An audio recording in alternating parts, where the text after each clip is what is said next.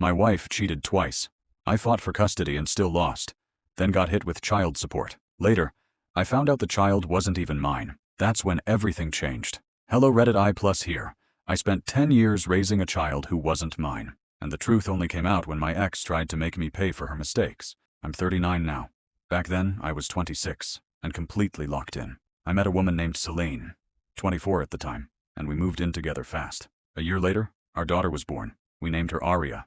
I was there for everything. The hospital, the sleepless nights, the first steps, the first words. I never questioned it. That was my kid.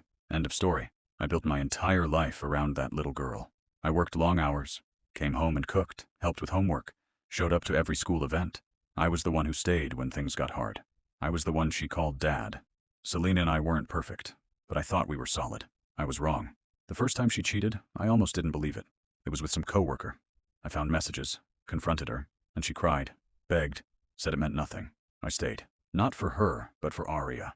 I told myself families survive worse. The second time was different. No denial, no tears at first. Just excuses. Said I was too busy, too predictable, that she felt unseen. This time it was some guy from her gym, and that broke whatever was left.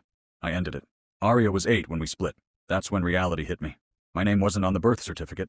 I had trusted Selene when she said she'd handle it years ago. She never did. I still went to court. I fought for custody like my life depended on it. I brought proof of everything I had done as a father. Didn't matter. Legally, I was nothing.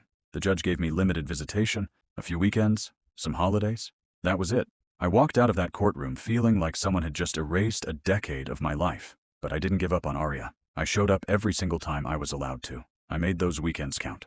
We kept our routines, our jokes, our bond, or at least I thought we did. Then Celine started seeing someone new, a guy named Darius. At first I ignored it. Not my business, but then Aria started coming back from her mom's place. Different. Talking about him constantly. How he bought her expensive gifts. Took her out to places I couldn't afford. Let her do whatever she wanted. I saw it happening in real time. I was being replaced. One weekend she told me Darius was teaching her how to ride a bike without training wheels.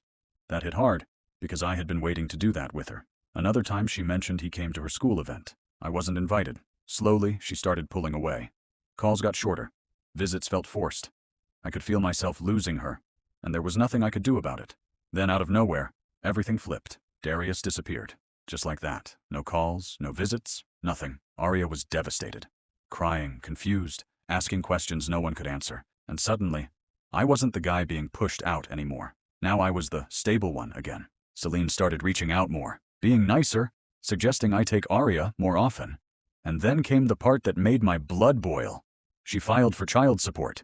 For a kid the court had already decided I barely had rights